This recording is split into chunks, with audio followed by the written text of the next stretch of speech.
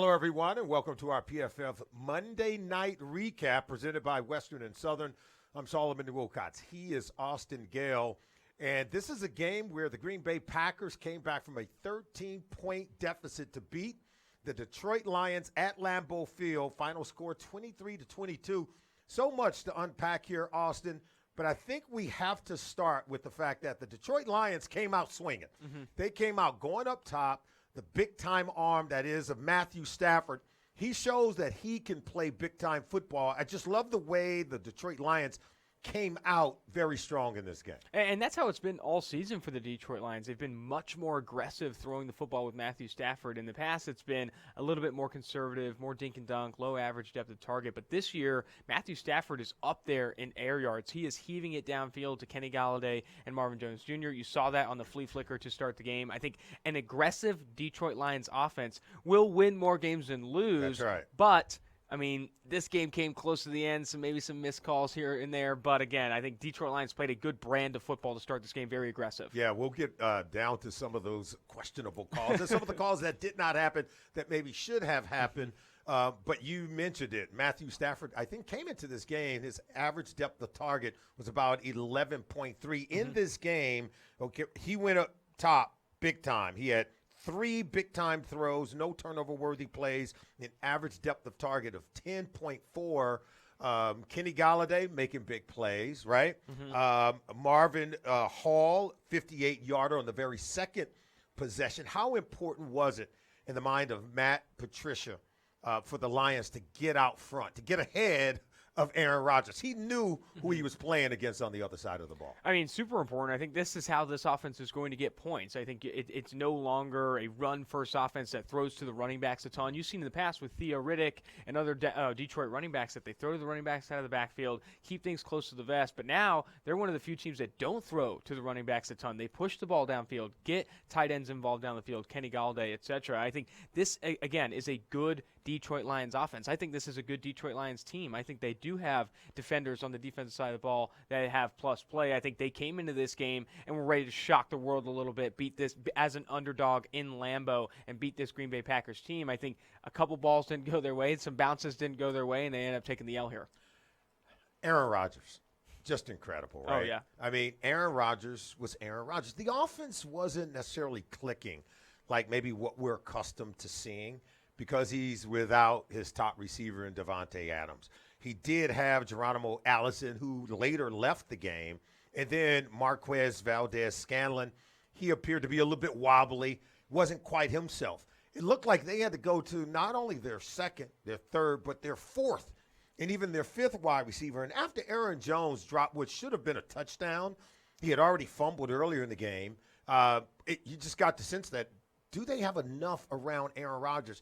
And how would he make up for the absence of maybe having his best players around him, but yet and still he found a way? I mean, it was like a perfect, kind of ideal, not ideal, but like what you expect from Aaron Rodgers' performance. I mean, 5 big-time throws in this one, but 3 drops down the field. I mean, you had the Aaron Rodgers drop. You had 2 other drops in this game as well. He was dropping dimes left and right, but again, his supporting cast maybe not getting it done. And he wasn't under pressure a ton. He was throwing from clean pockets, getting the ball out there, but his receivers struggled to create separation, and even when they did, they dropped passes. And I think Aaron Rodgers doesn't need a good supporting cast to win games. You saw that last night. But when he doesn't have one, you're going to have errors like this and maybe slow starts from the Green Bay Packers. I think having to lean on Darius Shepard, he dropped a pass that hit him in the face, and that was bumped up and intercepted. Turned out to be an interception. Exactly, in the red zone. And like those are the miscues you have when a Davante Adams goes down, when a Geronimo Allison goes down, and you're on to your 4th and 5th wide receiver. I think those miscues are not a product of Aaron Rodgers. That interception is an interception in the box score, but at PFF, that's a good throw. That's not a turnover-worthy play, and I think it's unfortunate he had to go through those errors. But again, the better quarterback won in this one. Aaron Rodgers looked fantastic. As I was watching the Monday night game, I kind of said to myself, Aaron Rodgers is going to make big-time plays. I don't care who he's throwing to, because anytime you do what the Detroit Lions were doing, they weren't blitzing him. They were playing almost exclusive man-to-man coverage. And even though he didn't have his top receivers, NFL receivers, even if you get to the 3rd or 4th or 5th guy, they can beat man-to-man coverage.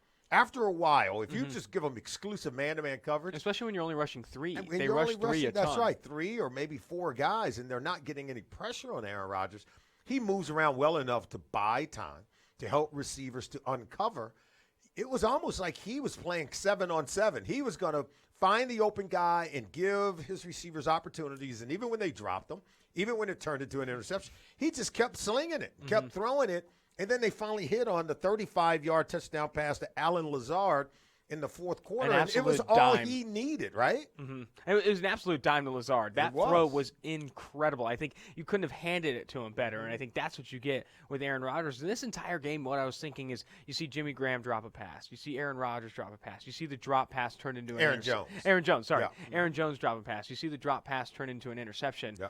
This team should be making a call for A.J. Green. This team should be making a call for Stephon Diggs. Go get a wide receiver, because even when Davante Adams comes back, you do not want to be dealing with the scrums of this, having to force the ball to Jimmy Graham, Mercedes Lewis, and Darius Shepard. This team needs another playmaker in the passing game that can consistently deliver, sure-handed, and a big-time threat against man coverage. And I think both of those receivers come to mind. If they are indeed on the block, I would be making a call. I don't see a trade within the division for Stephon Diggs. Yeah, that's not going to happen. But maybe A.J. Green. Absolutely. I know the Bengals said we're not trading him, but I they think could be persuaded. Exactly. I think with they could the way be persuaded. this season is going for the Cincinnati Bengals. I think they could be persuaded. And it doesn't look like A.J. Green is in a hurry to sign the contract offer that's been put in front of him. So let's talk about Aaron Jones, because this is the guy that had just a week ago against the Dallas Cowboys 4 rushing touchdowns, helped turn around their red zone problems.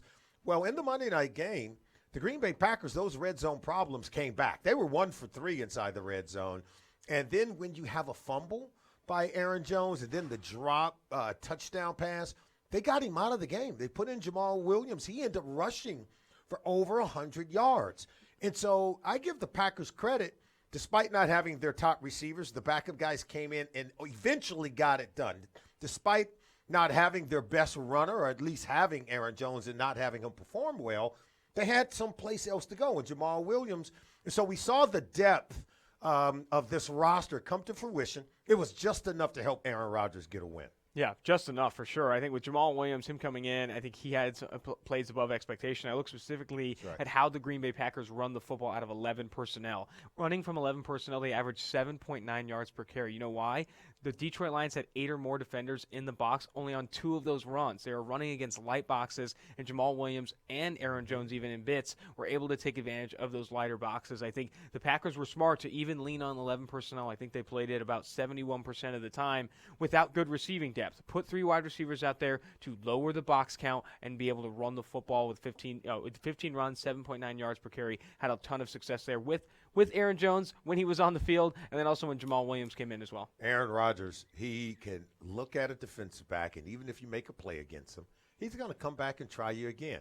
Just ask the Detroit Lions cornerback, Justin Coleman, who did a really good job in coverage on one play against Allen Lazard. They came right back at him on the very next play and hit the 35-yard rainbow, as you said, an absolute dime for a touchdown. And that just goes to show you, I think, defensively, when you put your cornerbacks in man-to-man coverage repeatedly, and then again, and time, it's just kind of like at-bats for a quarterback. Eventually, the percentages, the law of averages is on their side. They're going to hit on 1 or 2, and that's pretty much all you need to be able to light up the scoreboard when you're looking consistently at man-to-man coverage. Especially when you're not getting after the passer. Man-to-man coverage, if given the opportunity to sit in the pocket 4 or 5 seconds, someone's going to come open in the scramble drill. You look at his average time to throw, Aaron Rodgers, 3.2 seconds. He was able to sit back there and not feel pressure, and then against man coverage, these guys do the scramble drill and find people open. I think with Justin Coleman, he had 3 forced incompletions in this game, but still ended up earning an under 70.0 coverage grade because he got beat by a very good quarterback. I think he had good coverage on the Allen Lazard throw. He really did. But you can't beat a perfect throw. I think Justin Coleman is still a very good cornerback and an underrated signing for this Lions team. He's really played well at slot corner. I think the better quarterback, again, attacked him well because he had some great throws to him. We always say great throws, it will beat great coverage. And that was a prime example of it.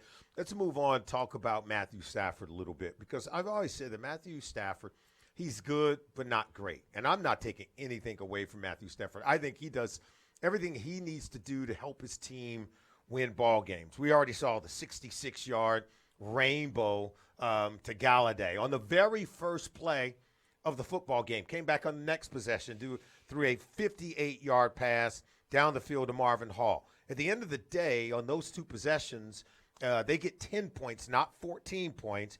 They weren't able to convert inside the red zone, at least not to their liking. 1 of 3 inside the red zone.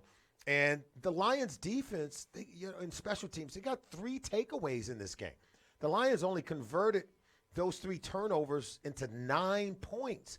So despite the fact that Stafford did make some big plays, not enough big plays to beat Aaron Rodgers. Despite the fact that the defense did get some turnovers, not enough turnovers, okay, to equate to a win against Aaron Rodgers and the Green Bay Packers. So while Matthew Stafford was good in this game, he wasn't great, especially down inside the red zone. I mean, yeah, they just didn't take advantage of those short fields. When you have so many turnovers and you're gifted this opportunity to kind of march on a short field, you need to come away with 7 points, not 3, especially when you're going against Aaron Rodgers, because he can come back from 13-0 deficits. He can come back late in the fourth quarter and drop a dime to Allen Lazard. I think this is a real big problem with the Detroit Lions offense. It needs to score on those opportunities, score touchdowns on those opportunities. And Matt Prater played well. I mean, he hit all of his kicks, but you'd like to see them move the chains, and eventually get into the end zone on those short fields. I think that was a big concern.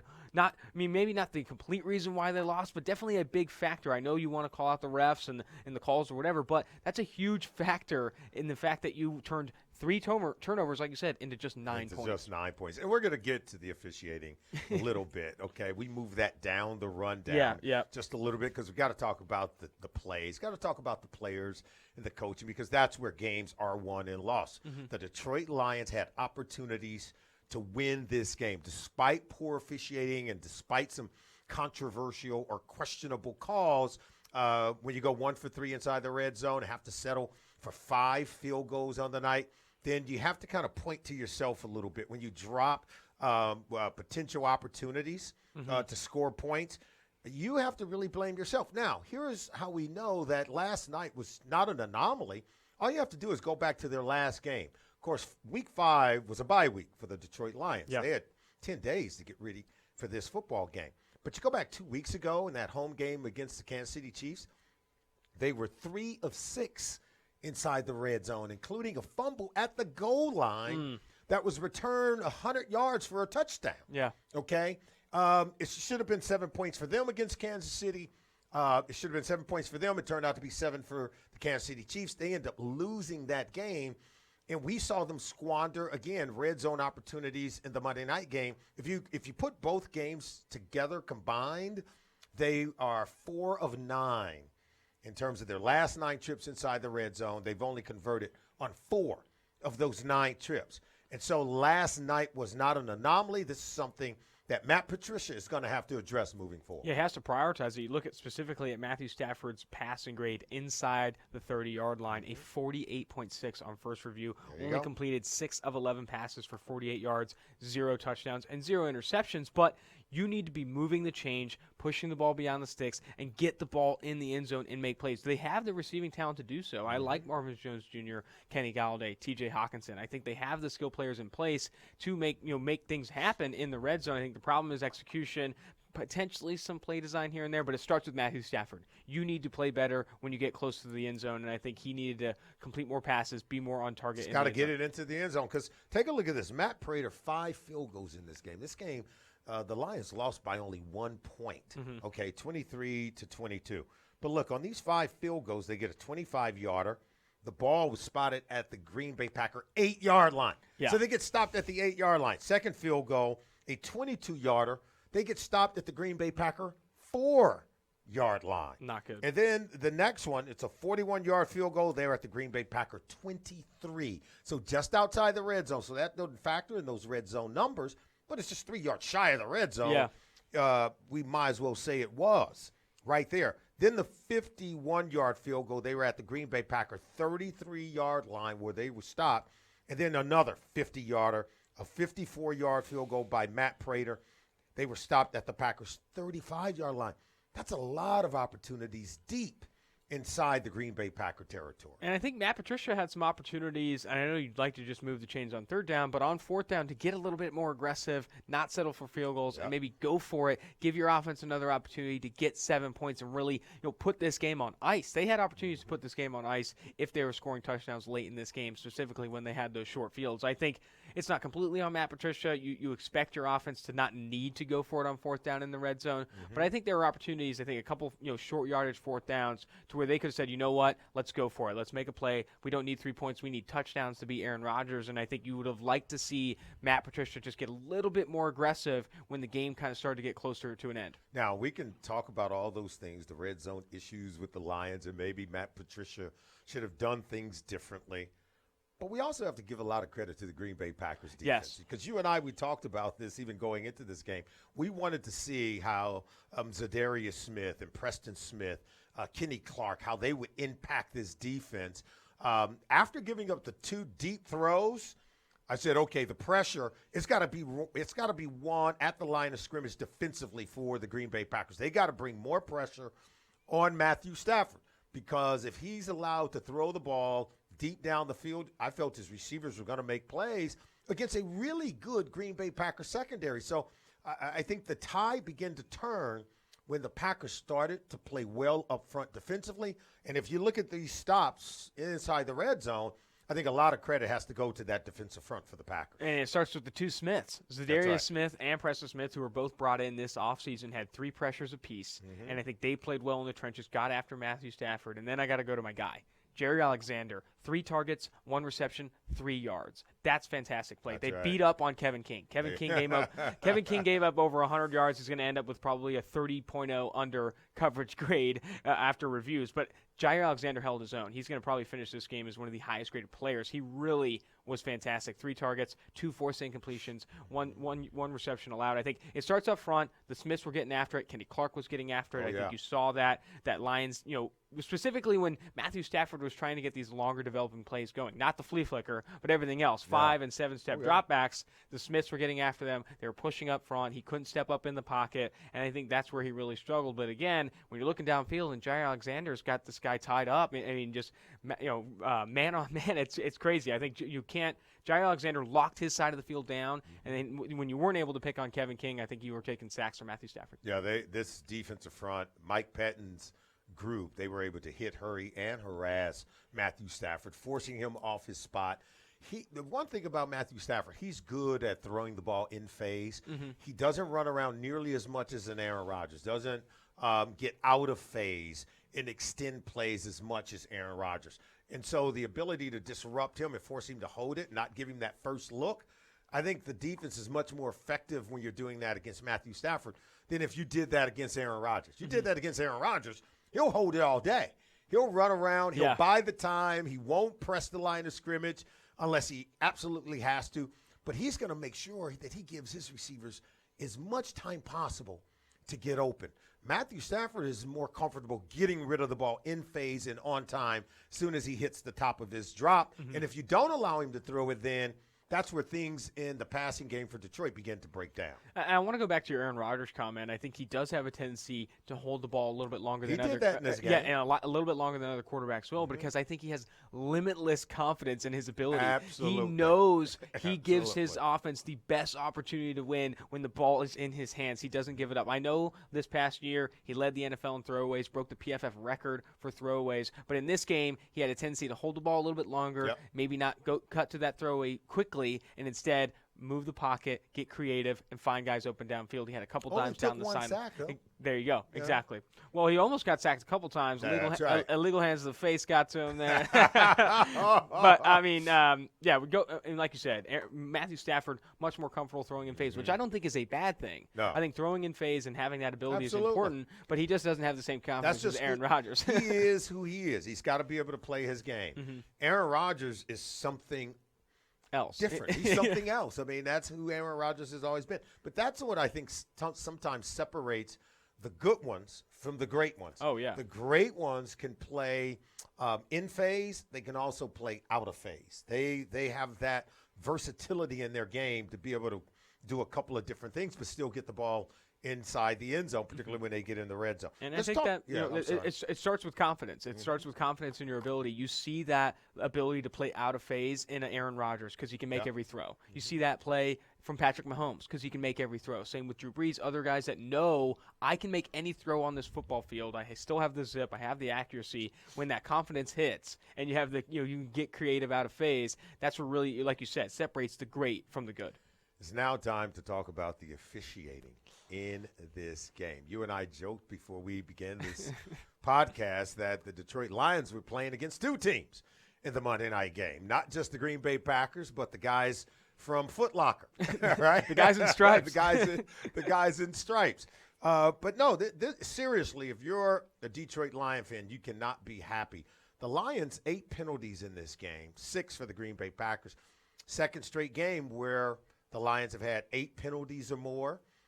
Some of them were due to their own fault, their own doing. I mean, the 12 players on defense for the field goal. Which we have to start there. Yeah, exactly. Because that gave the Green Bay Packers a touchdown. Exactly. What would have been a field goal, they've got them stopped. The field goal team is out on the field. They're going to kick a field goal with Mason Crosby. And you're the Detroit Lions. You have 12 players on the field, and you give Aaron Rodgers a whole new set of downs. First down inside the 20. He is going to convert that into a touchdown. So the Lions have themselves to blame, at least in this moment. Mm-hmm. Oh, absolutely. I think there were some of these penalties, both in these past 2 games, including the Chiefs, that it's their fault. But there's other ones where you're playing the game of football. I go back to the one where Geronimo Allison got hurt and Tracy Walker's going down for the ball. Yeah. It's helmet to helmet. I don't know what else he could have done there. I didn't agree really with that penalty call. because he was legitimately going for the ball. I thought that was clear. And then you also have, of course, the 2 kind of biggest penalties in this one, the illegal hands to the face on Trey Flowers twice, both of which you saw most of it in the shoulder pad. I don't think those were great calls. And then the missed pass interference when you were throwing deep down the field and that guy came a little bit early. I think there were so many opportunities in this game for the refs kind of go a different way, and it just kept bouncing against the Lions. I think that's really hurt them. It was consistently poor. Yeah, I would agree. To the Lions' detriment. Mm-hmm. And the Trey Flowers hand to the face, it was a third down play. It gave the Packers a new set of downs. Yeah. I mean, it's like a turnover. Yeah. It's like a turnover. Mm-hmm. You've got them stopped, and it was on a sack, third down sack. We're done. Trey Flowers has the hand extended right here to the shoulder pad, to that collar area, against David Bakhtiari. I don't know what the officials were looking at. I certainly don't know what the officials in New York were looking at because they could see it too. They have the ability to communicate to the officials at this one game. It's only one game going on during the Monday night game. Yeah. To make sure they get it right. This is why we have instant replay. Okay, and you can make sure that they get it right here because it was a phantom call. It was a call on Trey Flowers that did not happen. And they made this call in the fourth quarter, not once against Trey Flowers, but twice. Yeah. To say that it did not have any impact on the outcome of the game would be hyperbole. It would be an understatement. And to call it twice, I mean, the first one was controversial. I mean, Trey Flowers was in his ear like, dude, that did not happen. I'm sure he was discussing with the other refs. I saw him. And I'm sure that call didn't go down great. To throw that flag again on a very similar play was really incredible. I did not expect that. And that literally sealed the game from the second one, gave them a first down, allowed them to run out the clock and kick the field goal to win. It's a very big concern, and we were talking about this before we jumped on. It's starting to feel like there's this need for an eye in the sky, a ref that purely looks at replay and broadcast tape, because the problem is these refs on the field see all these different angles, but the angles the fans see are all the best angles in terms of replay, broadcast view, and I think there's an opportunity for a ref similar to in other sports that lives in the booth, has all the angles at his disposal, and can come down and call the right penalty, has that authority. I think officials are officiating scared. I think they're afraid. I think they're uncertain. I think they're insecure. And they almost are going to rely on the eye in the sky to help correct them. And when that never comes, when it doesn't happen, now we have to live with this imperfection, because we could all see, say, Tracy Walker, the hit on Geronimo Allison. We could see that he was going for the ball. They were both going for the ball. And I always say that we should all know the rules. that helmet-to-helmet hit is not a penalty all by itself. There has to be other components there. You have to be leading with the crown of your helmet to the head of a defenseless player, to the head or neck area of a defenseless player, with the crown of the helmet. So if our heads hit side by side, is it a helmet hit? Yes. Is it an infraction based on the rule? Absolutely not. And so, we have to know the rules and how it's interpreted and how the language of the rule is laid out.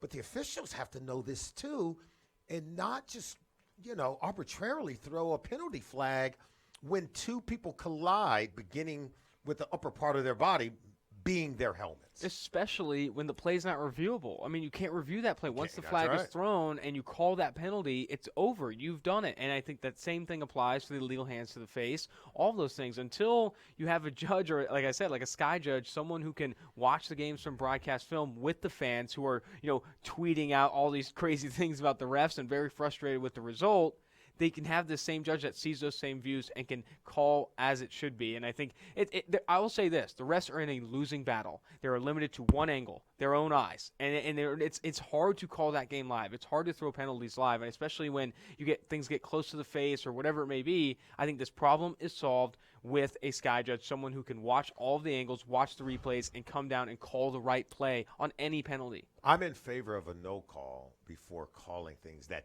did not happen. Mm-hmm. Now, let's face it, you could be egregious in no calls when something happens so blatantly. You got to call that, right? Yeah. But if it's a fine line and you don't call it, I'm willing to live with those. Mm-hmm. I'm not willing to live with a no call in the situation like what happened in the NFC Championship game, where it was a flagrant pass interference penalty on the Rams defensive back. That's a no call, but it was so flagrant, very egregious, and very obvious that you have to make that call. Yep. If there's a situation where there's it's cloudy, it's not very clear, and the official kept the flag in his pocket, I'm willing to live with that. Yeah. As opposed to the error on the other side where you're throwing flags all over the place and then trying to figure it out. I don't want to see that scenario. Your thoughts? And I think I 100% agree with you. Right now, I think there's a higher tendency to throw penalties or throw penalty flags. I think you see it on pretty much every special teams play. Mm-hmm. There are touchbacks where people are getting called for holding or blocks on the back and things like that. I think it's hard to punt the ball and not commit a penalty in some way, shape, or form. I think there's an opportunity, if they were thinking of this as a solution, is to kind of coach the refs into being a little bit more lax on the calls. However, I still think this best solution is one of those, however many guys are on the field at once, 4 or 5 refs on the field, is sitting in the booth and watching the game with all of the views at his disposal and can actually come down connected to the refs and say, hey, this is Sky Judge or whatever his name may be. This is the call I'm seeing. I have all of the views and the replay at my disposal. This is the call you should make, especially when they're discussing all those things. Well, really good game on Monday night. Came down to the wire. Mason Crosby kicked a game-winning field goal of 23 yards. And they had the Lambeau leap after. Absolutely. He went straight and dove into the stands there at Lambeau Field. And so now let's take a look at the NFC North division, because the Green Bay Packers take a 1-game lead over the Minnesota Vikings. Packers are 5-1. The Vikings are 4-2. The Bears are 1 game behind them at 3-2. And the Lions, 2-2. This is very interesting in terms of just how things are shaping up. What are you seeing right now in terms of how you think this – I think it's one of the toughest divisions in football. Mm-hmm. How do you think this thing is going to shape up in the end? The best quarterback in this division is leading it, and I think he could continue to lead it at the season's end. I think you could see with Aaron Rodgers, this defense, when Darnell Savage comes back healthy and you're able to get more flow, continue to iron out the kinks for Matt LaFleur's offense, this Green Bay Packers team is the best in the NFC North. I think there's other players here that could be in the playoffs. I think the Minnesota Vikings showed life against the Philadelphia Eagles. I don't think they were supposed to win that game, but they took advantage of a bad Eagles secondary, made plays through the air, got Stephon Diggs involved, and I think that offense, that Minnesota Vikings offense, can win in the playoffs. The one we've seen in previous games with Kirk Cousins kind of struggling, won't. With the other two teams, the Detroit Lions I like over the Chicago Bears. I know they're 2-1 while the Chicago Bears are 3-2, but I like them because their offense is better. Matthew Stafford is better this year. He's playing more aggressive. I think they lose it. There's a couple calls go the Detroit Lions' way, they win this game. And I think the Detroit Lions will continue to be competitive against good teams who I don't have faith in. I know this may be a little hot, the Chicago Bears, because I still don't believe in Mitchell Trubisky. I don't believe in this offense. I think the defense is good, but I think the offensive woes, starting with Trubisky, will be too much to even compete really for a playoff spot. The Bears have one of the best defenses in the National Football League, but this goes to show you that if you don't have an offense that over time, as the season goes on, your defense will begin to wilt because the offense can't stay on the field. They can't convert on third down. And then the defense now begins to wear down. Injuries begin to mount on that side of the ball. So we'll just have to see how effective the Bears can remain on defense when you have an offense that has low output. Mm-hmm. And so that'll be very interesting. And that's a big part of defenses overall. They're They're volatile. There's a ton of volatility on the defense side of the ball year over year and even game to game because it's dependent on so many factors. You need so many players, 11 probably total, playing well to have a good defense. On offense, you really just need a very good quarterback. So obviously, some other pieces Maybe here. Maybe a good runner, exactly. good receiver. It's not so dependent on a ton of different factors. A good quarterback like Aaron Rodgers can win games offensively. Absolutely. If you don't have a good quarterback like the Chicago Bears do, it's hard to win offensively. But defensively, it's good for now. Khalil Mack misses a couple games. That's a different story. Eddie Jackson, there's opportunities for this defense to be volatile and lose a little bit of its grit. Before we say goodbye, everyone needs to pay attention to Matt Patricia and the Detroit Lions because they're one of those teams that could be about to break out. Mm-hmm. However, they've got to stop shooting themselves in the foot, learn to be better inside the red zone, okay, and start converting in those situations. They're that close, but they're so far away because the officials tend to play a role in many of their games. He is Austin Gayle. I'm Solomon Wilcots. Thanks for joining us on this PFF Monday Night Recap presented by Western and Southern.